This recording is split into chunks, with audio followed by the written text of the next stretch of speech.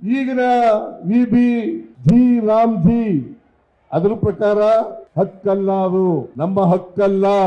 ಈ ಹಕ್ಕನ್ನ ಕಿತ್ಕೊಳ್ತಕ್ಕಂಥ ಕೆಲಸವನ್ನು ಮಾಡ್ತಾ ಇದ್ದಾರೆ. ಇದರ ಹಿಂದ್ಗಡೆ ಇರೋರು ಯಾರು ಗೊತ್ತಾ ನಿಮ್ಗೆ? RSS. ಯಾಕೆಂದ್ರೆ ಬಡವರು ಬಲಯುತವಾಗಬಾರದು, ಅವ್ರು ಯಾವಾಗಲೂ ಕೂಡ ಸೇವಕರಾಗೇ ಇರಬೇಕು. ಆದ್ರಿಂದ ಸಮಾಜದಲ್ಲಿ ಬದಲಾವಣೆ ಆಗಬಾರದು, ಅಸಮಾನತೆ ಹೋಗಬಾರದು. ಅಸಮಾನತೆ ಹೀಗೇ ಮುಂದುವರೆದ್ರೆ ಬಡವರನ್ನ ಉಪಯೋಗಿಸ್ಕೊಳ್ಳಿಕ್ಕೆ ಸಾಧ್ಯ ಆಗ್ತದೆ ಅಂತಕ್ಕಂಥದ್ದು RSS ನವರ ಹುನ್ನಾರ. ಅದಕ್ಕೋಸ್ಕರ ನಾವು ಎಲ್ಲಿವರೆಗೆ ಮಹಾತ್ಮ ಗಾಂಧೀಜಿಯವರು ಇದ್ದಾರಲ್ಲ, ಈ ದೇಶಕ್ಕೆ ಸ್ವಾತಂತ್ರ್ಯ ತಂದುಕೊಟ್ಟಂತವ್ರು, ಅವರ ಹೆಸರು ಮೇಲೆ ಮಾಡಿದ್ದದು ಇದು ಕಾಯ್ದೆ. ಮಹಾತ್ಮ ಗಾಂಧೀಜಿಯವರು ಹೇಳ್ತಿದ್ರು, ಎಲ್ಲಿವರೆಗೆ ಗ್ರಾಮೀಣ ಪ್ರದೇಶದ ಆರ್ಥಿಕತೆ, ಹಣಕಾಸಿನ ವ್ಯವಸ್ಥೆ ಸರೋಗದಿಲ್ಲ, ಅಲ್ಲಿವರೆಗೆ ದೇಶ ಪ್ರಗತಿಯನ್ನು ಕಾಣಲಿಕ್ಕೆ ಸಾಧ್ಯ ಇಲ್ಲ ಅಂತಕ್ಕಂಥ ಮಾತುಗಳನ್ನು ಹೇಳ್ತಾ ಇದ್ರು. ಗ್ರಾಮ ಸ್ವರಾಜ್ಯ ಹೇಳಿದವರು ಯಾರು? ಮಹಾತ್ಮ ಗಾಂಧೀಜಿಯವರು. ಮಹಾತ್ಮ ಗಾಂಧೀಜಿಯವ್ರನ್ನ ಒಮ್ಮೆ ಕೊಂದು ಹಾಕಿದ್ರು, ಗೋಡ್ಸೆ ಕೊಂದು ಹಾಕಿದ್ರು. ಈಗ ನರೇಂದ್ರ ಮೋದಿ ಅವರ ಸರ್ಕಾರ ಮತ್ತೊಮ್ಮೆ ಹತ್ಯೆಯನ್ನ ಮಾಡಿದೆ. ಮಹಾತ್ಮ ಗಾಂಧೀಜಿಯವರನ್ನ 2ನೇ ಸಾರಿ ಹತ್ಯೆಯನ್ನ ಮಾಡಿದೆ. ಇದನ್ನ ಬಿಡಬೇಕಾ?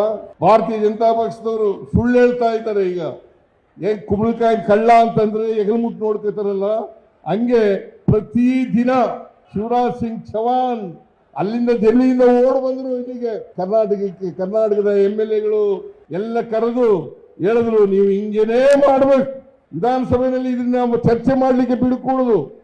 ನಾವು ಇವತ್ತು ವಿಧಾನಸಭೆ ಕರೆದಿದ್ದೀವಿ, ವಿಶೇಷ ಅಧಿವೇಶನವನ್ನು ಕರೆದಿದ್ದೀವಿ. ಕಾರಣ ಯಾಕೆಂದ್ರೆ ಇದನ್ನೇ ಚರ್ಚೆ ಮಾಡಬೇಕು ಅನ್ನೋ ಕಾರಣಕ್ಕೋಸ್ಕರ. ಚರ್ಚೆ ಮಾಡಬಾರದು ಅಂತಕ್ಕಂಥದ್ದು ಅವರ ಉದ್ದೇಶ. ಆದ್ರೂ ನಾವು ಚರ್ಚೆಯನ್ನ ಮಾಡೇ ತೀರ್ತೀವಿ ಅಂತಕ್ಕಂಥ ಮಾತುಗಳನ್ನ ಹೇಳಲಿಕ್ಕೆ ಬಯಸ್ತಾ ಇದ್ದೇನೆ. ರೆಸಲ್ಯೂಷನ್ ಅನ್ನ ಮಾಡೇ ಮಾಡ್ತೀವಿ. ಪ್ರತಿಭಟನೆ ಮುಗಿದ ಮೇಲೆ ತಕ್ಷಣ ನಾವು ಬಸ್ನಲ್ಲಿ ಹೋಗಿ ರಾಜಭವನ್ ಚಲೋ, ರಾಜಭವನ್ ಅಲ್ಲ ಈಗ ಲೋಕ್ ಭವನ್ ಮಾಡ್ಕೊಂಡ್ಬಿಟ್ಟಿದ್ದಾರೆ. ರಾಜಭವನ್ ಕರ್ನಾಟಕ ನಮ್ಮ ಸರ್ಕಾರ ಕೇಳದೇನೆ ಲೋಕಭವನ ಅಂತ ಮಾಡ್ಕೊಂಡ್ಬಿಟ್ಟಿದ್ದಾರೆ. ನಾನು ರಾಜಭವನ್ ಅಂತಲೇ ಕರೆಯೋದು. ರಾಜಭವನ್ ಚಲೋ ಮಾಡಿದ್ದೀವಿ. ಕೋರ್ಟ್ನವರು ಅಡ್ಡಿ ಬರ್ತಾ ಇದ್ರೆ ನೀವೆಲ್ಲರೂ ಕೂಡ ಬರೋಗಿಲ್ಲ. ಕೋರ್ಟ್ ಡಿಸಿಷನ್ ಆದೇಶ ಇರೋದ್ರಿಂದ ನೀವೆಲ್ಲರೂ ಕೂಡ ಬರೋಗಿಲ್ಲ. ಕೆಲವರು ಮಾತ್ರ ಬಸ್ನಲ್ಲಿ ಹೋಗ್ತೀವಿ. ರಾಜಭವನ್ಗೆ ಹೋಗಿ ಮನವಿಯನ್ನು ತಲುಪಿಸ್ತಕ್ಕಂಥ ಕೆಲಸವನ್ನು ಮಾಡ್ತೇವೆ ಅಂತಕ್ಕಂಥ ಮಾತುಗಳನ್ನ ಹೇಳಲಿಕ್ಕೆ ಬಯಸ್ತಾ ಇದ್ದೇನೆ. ಇವತ್ತು ಎಲ್ಲ ಜಿಲ್ಲೆಗಳಲ್ಲಿ ಪಾದಯಾತ್ರೆ ಪ್ರಾರಂಭ ಆಗಿದೆ.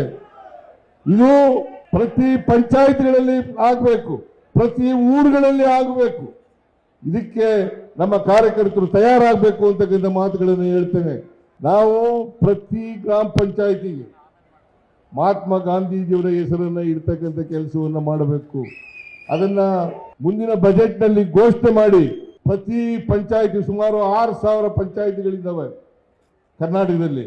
6,000 ಪಂಚಾಯತಿ ಕಚೇರಿಗಳಿಗೂ ಕೂಡ ಮಹಾತ್ಮ ಗಾಂಧೀಜಿಯವರ ಹೆಸರನ್ನು ಇಡ್ತಕ್ಕಂಥ ಕೆಲಸವನ್ನ ಮಾಡ್ತೇವೆ ಅಂತಕ್ಕಂಥ ಮಾತುಗಳನ್ನು ಈ ಸಂದರ್ಭದಲ್ಲಿ ಹೇಳಲಿಕ್ಕೆ ಬಯಸ್ತಾ ಇದ್ದೇನೆ.